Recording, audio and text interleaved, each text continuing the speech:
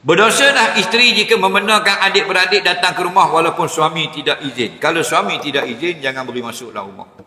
Tak mau jadi bala. Cuma suami kena ingat, kita tidak ada hak melarang isteri kita bertemu dengan kaum keluarga dia. Rumah-rumah kita ada hak. Kita tak benarkan abang dia datang. Kita ada hak. Okey? Tapi yang ingat, suami tidak ada hak melarang isteri kita untuk berjumpa mereka. Kena jaga baik jangan pakai kuasa betul. Kita tak ngam dengan abang dia. Abang dia kita tak suka. Faham? Tak apalah dah mu tak suka, tapi jangan larang bini mu jumpa abang mu, cakap dan sebagainya. Lepas itu darah daging dia. Faham lagi? Berarti kita kena ingat bila kita kahwin, bukan nak tina tu sekor je. Sekapung kita kena berurusan kat kita.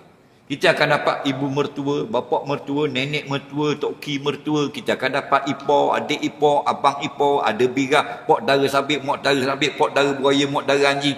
Macam-macam kita akan dapat. Semua ni kita kena berurusan, kena muamalat, kena tegur-menegur, kena tolong-menolong dan sebagainya. Kita nikah nak dia sekor anak dara tu, nak balik ke rumahmu tu beruk namanya. Dak erti kala. Faham? Mu kena akan ada bisang, kena ada birah, kena ada ipar, kena apa, kena ra'i belakang orang. Ra'i sekodak-kodak. Tak. Ni mana duduk dia sekor je. Tak betul lah gitu.